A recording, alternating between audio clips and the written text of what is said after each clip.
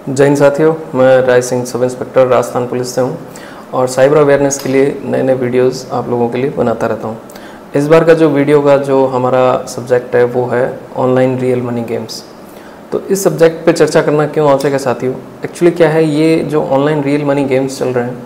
इसमें majority of the people बोल रहते हैं जो टीनेजर्स ग्रुप के लड़के हैं, और वो जो टीनेजर्स है वो इन रियल मनी गेम्स के ट्रैप में ऐसा फंसता है कि वो फिर छोटे मोटे क्राइम करना शुरू कर देता है, जैसे अपने घर पे ही चोरी करना या फिर कोई और सुसाइडल अटैम्प्ट कर लेते हैं कई बार। तो क्योंकि रियल मनी गेम्स में ज़्यादातर क्या करते हैं, ये लोग अपना जो मनी है वो लूज़ कर बैठते हैं, हार जाते हैं पैसा, और पैसा हारने के बाद ये लोग जो हैं उस कर्ज़ के जाल में फंस जाते हैं। इधर उधर दोस्तों से या घर से पैसा उठाना या दोस्तों से पैसा उठा के और खर्च कर देते हैं उसमें गेमिंग में, और गेमिंग में पैसा हारने के बाद इनके पास कोई और चारा नहीं बचता, तो फिर ये अपराध करना शुरू कर देते हैं, अपराध की दुनिया में आ जाते हैं। तो इससे बचाने के लिए ये चर्चा जो है अपनी करना आवश्यक है। और इस जो रियल मनी गेम्स हैं वो किस तरह के होते हैं, जैसे अभी ऑनलाइन रियल मनी गेम्स जो हैं वो एविएटर हो गया, स्पेस एक्स हो गया, या क्रैश जेट एक्स, या spin wheels, spin to win, rummy, poker, या इस तरह की कोई और। अभी जो गवर्नमेंट का नया रेगुलेशन एक्ट आया उसके अकॉर्डिंग तो ड्रीम 11 और माई 11 सर्किल और इस तरह के जो गेम्स हैं वो भी इसमें कवर हो गए। तो अभी क्या है, इस तरह की जो रियल मनी गेम्स हैं इससे बच्चों को बचाना बहुत ज़्यादा ज़रूरी हो गया है।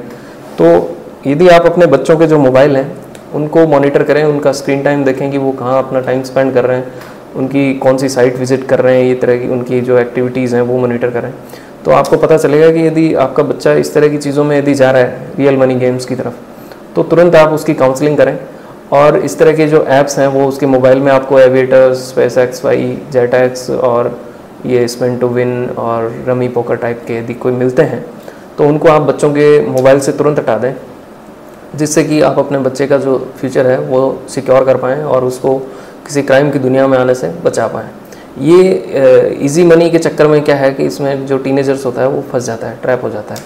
और फिर ये जो है रियल मनी गेम्स जो है ये इस तरह के दलदल में फंसा देता है अपराध की दुनिया में, जिसका बहुत जल्दी से मतलब वहाँ से निकलना बड़ा मुश्किल हो जाता है।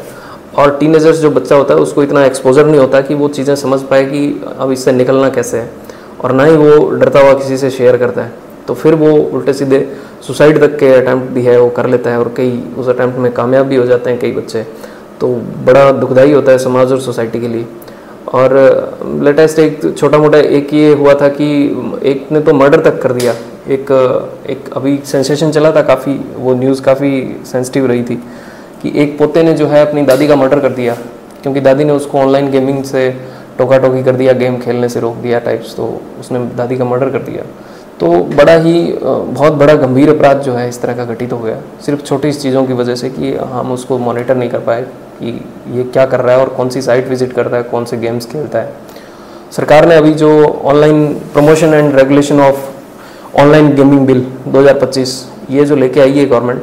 इसमें भी काफ़ी अच्छे प्रोविज़न किए हैं। इसमें सरकार ने ऑनलाइन गेमिंग को प्रमोट करने वाले या प्लेटफॉर्म उपलब्ध कराने वाले बंदे को 3 साल तक की सज़ा और 1 करोड़ रुपए तक के जुर्माने का प्रावधान किया है। इस एक्ट की खास बात यह है कि इसमें ऑनलाइन गेम खेलने वाले को किसी तरह की कोई सज़ा का प्रोविज़न नहीं है, उसको अभी तक अपराधी नहीं माना है इस एक्ट में। बाकी ये एक्ट जब फुली इन्फोर्स हो जाएगा तब उसको जो और चीज़ें हैं, जो एस्पेक्ट हैं, सारे क्लियर होंगे। तो अभी इसमें क्या है, जो मेजर जो रोल निभा सकता है वो सोसाइटी और परिजन ही निभा सकता है, क्योंकि एनफोर्समेंट एजेंसीज़ के लिए ये आसान नहीं होता कि हम किसी के घर में और घर से भी उसके मोबाइल तक में उसकी प्राइवेसी में इतना दखल करके और फिर हम चेक कर पाएँ या फिर हम उसको वो कर पाएँ, ट्रेस आउट कर पाएँ कि भी ये इस तरह का जो है कुछ चल रहा है ऑनलाइन गेमिंग का। तो परिजनों के लिए बनिस्बत काफ़ी आसान रहता है, सोसाइटी के लिए भी, कि हम अपने आसपास देखेंगे कौन आदमी है इस तरह के ट्रैप में चल रहा है और इस तरह की गेमिंग जो है वो कर रहा है। तो मेरा आप सभी से यही निवेदन है कि इस तरह की ऑनलाइन गेमिंग जो है उसका कोई ऐप यदि आपका बच्चा चला रहा है तो उसको हटा दें, उसकी काउंसलिंग करें